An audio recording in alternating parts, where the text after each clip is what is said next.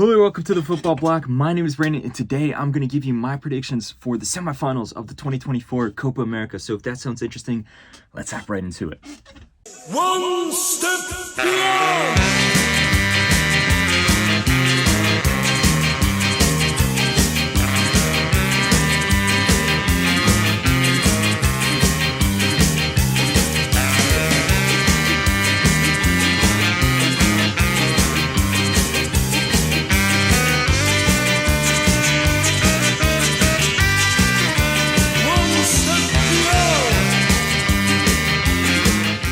So the semifinals are finally here of the 2024 Copa America. We have only 4 teams left. 2 will go on to the third place match, and the other 2 will go on to the final to decide who is going to be crowned the Kings of the America for 2024. We have 2 great matchups here. We have Argentina versus Canada, and then we have Uruguay versus Colombia. Let's start off looking at Argentina versus Canada. And of course, you have to address the elephant in the room, and that Canada is the shock team of this tournament. Most people, including myself, thought that they'd be out after the group stage. Not only did they do just enough and that they play very admirably to get out of the group stage, but then they defeated Venezuela in the quarterfinals, another team that has shocked many, to get all the way to this point here in the semifinals. This is the first time that they've ever made it this far in the Copa America, and they are a team that deserve their spot here. This is a very young squad, but it's a talented squad. It's a very well-rounded squad. Of course, it's not one that people would have assumed would be able to top Chile and Peru and even Venezuela to make it to this point, but they have shut down all those haters. I think Jesse Marsch has actually done a really good job. I think he has been the catalyst because yes, this Canadian team, they've been talented for a few years, but even under John Herdman, who took them extremely far and had some leaps and bounds, I don't know if John Herdman would have been able to navigate through a tournament like this and get to this point like Jesse Marsch did. Now, their opponent, on the other hand, is Argentina. Argentina is the defending Copa America champions from their victory in 2021, and they are the defending world champions after their victory at the 2022 World Cup. And then you have to throw in the Finalissima as well, where they beat the reigning European champions, Italy, in between those 2 tournaments. As I said before, if you look at form, if you look at players, in my opinion, Argentina is not only the best team in the Copa America, but they are the best team in the entire world. That being said, they have not fully shown up for this tournament. Yes, they topped the group. Yes, they didn't concede a single goal, but ironically, they played Canada in their opening match. It was a bit of a lethargic performance. They did well enough to win, but still, it wasn't a dazzling performance. They barely held on against Chile, in my opinion. I thought Chile was a better team in the second half there. And then they defeated Peru, but it wasn't an amazing performance there. Peru was at a very tough point of the tournament. They had to defeat Argentina for any semblance of a hope to get through. And then Argentina was almost eliminated by Ecuador in the quarterfinals. I thought Ecuador was actually the better team throughout the entirety of that game. It went to penalties after a 1-1 scoreline because Ecuador missed a whole bunch of chances, and then El Dibu Martinez in goal is what saved Argentina there. So they're not going into this game in the best of form, at least in terms of performance. But if you look at their stats, obviously they have scored 6 goals. They've only conceded 1. Lautaro Martinez with 4 goals has been the top scorer of this tournament. Of course, I just mentioned Emi Martinez has been wonderful. He's been the best goalkeeper, I would say. So it's not like Argentina's playing like garbage or anything. It's just because they have such high expectations that because they're not meeting those expectations, there have been some questions asked. When you look at these 2 teams together, Canada can cause some problems, as we saw in the opening game, where they actually had some close chances on goal and stuff like that. They made Argentina sweat a little bit, but I don't think it's going to be enough. I don't think we're going to see the fairy tale story go a step higher. I don't think we're going to see Canada in the Copa America final. Argentina, even if they don't play at 100% capacity, they know how to get down and dirty. They know how to fight. They know how to win even if they don't necessarily deserve to win. It's been a mixed performance from a lot of the players. For example, Rodrigo de Paul and Enzo Fernandez have not had the best tournaments. Neither has Messi.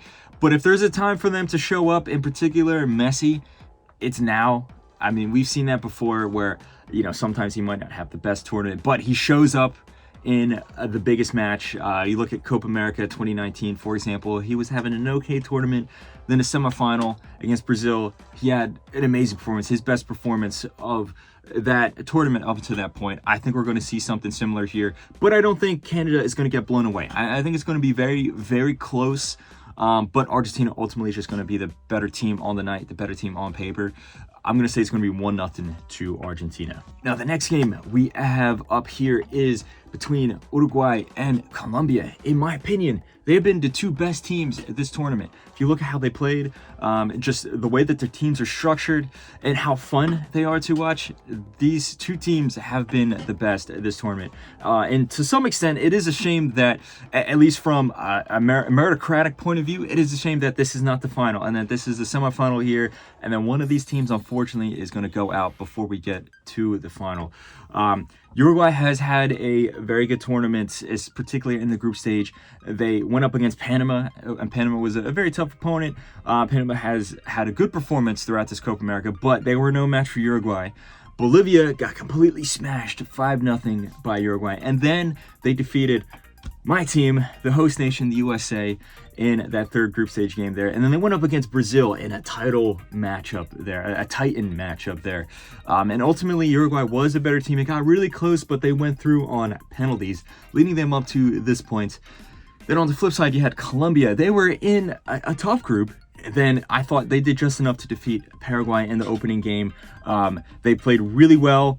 But then they let Paraguay in a little bit, towards the end of the second half there. But they followed that up with a immaculate performance against Costa Rica, and from minute 1 to minute 90 were by far the better team. They won 3-0 there. And then they went up against Brazil in a game that Colombia didn't need to win, but they just needed to tie. Brazil absolutely needed to win to top the group. And Colombia was the better team. On paper, by far, they were the better team. It ended up being 1-1. Brazil had some close chances early on, but Colombia was the better team. I think they completely outplayed Brazil. And because of they topped the group and then went through against Panama in the quarterfinals. And like I just said before, Panama has been a good team, but they were no match for Colombia by any stretch of the imagination. Colombia smashed them 5-0. Now, you can say that, the way that the game ended up turning out, where Colombia got 2 early goals, did not work in Panama's favor. But still, Colombia smashed Panama there, leading them up to this point where they're going up against Uruguay.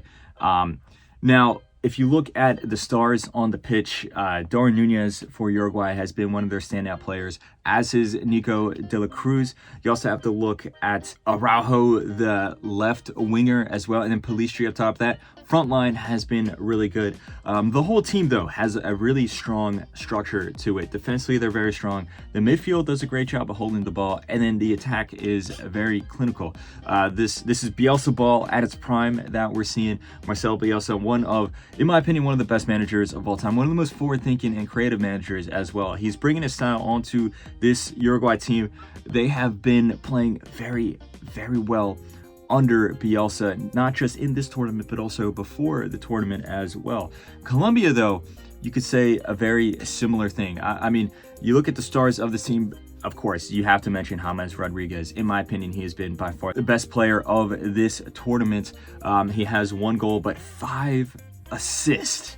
That is absolutely crazy. His performance against Panama was just, a snapshot of how good he has been this tournament. But also, the rest of the team has been really good. Richard Rios in midfield, Palmeiras midfielder, has been really good as well. Cordoba, who initially wasn't their starting striker, who got the starting role over Rafael Santos Borre, has been really good as well. This whole team, Munoz as a right back, has been a very good defender, and also has chipped in with a few goals as well.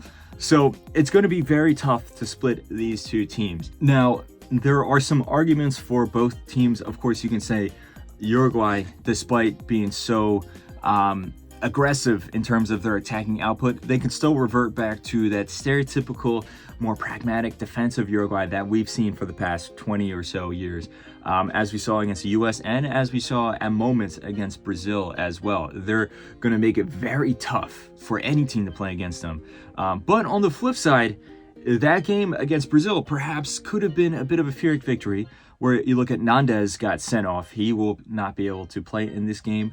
And then also Ronald Araujo, one of the best center backs in the world, in my opinion, got injured. And it doesn't look like he's going to play in this game against Colombia as well. Not to mention the whole team, how hard it was to go, all the way to penalties against Brazil. Sure, that has taken a bit of a mental and physical fatigue on this Uruguayan team. Compare that to Colombia, who just wiped the floor with Panama there. So I know that if you watch my match vlog where I watched the Uruguay-Bolivia game, I said that at that point, Bolivia was my favorites. I think they were going to be the champions. Because of what happened in that Brazil game, I'm going to give the slight edge to Colombia, especially when you look at this Colombia team. It just seems it's almost now or never. I mean, come 2026 World Cup, I'm sure they'll qualify, but is James really going to be in that good of form? I mean, he's already getting a little old now. He's going to be 34 by 2026 World Cup. Do you really think that he's going to be able to pull up with a performance like this by then? Not to mention, Colombia is just in this amazing unbeaten streak right now.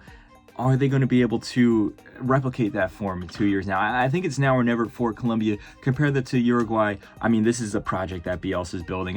There's a very real possibility that they might even be better in 2026 than they are now. So I'm going to give the slight edge to Colombia. I think it's going to be 1-1. It's going to go to penalties, yet another penalty shootout. But Colombia is going to come out on top. Let me know all your thoughts in the comment section below. Do you agree? Do you disagree? Do you think Canada can pull off the massive upset and make it to the final? Or do you think that Uruguay is just going to rely on perhaps their more talented defense, at least talented in terms of names on the field, and that they're going to be able to outdo Colombia and make it to the final? Let me know all your thoughts in the comment section below. Don't forget to like and subscribe. Share this video with a friend. Don't forget to follow the Football Bloc on social media. But anyway, guys, my name is Brandon. This has been a Football Bloc, and I hope you guys have a nice rest of your night. One step beyond.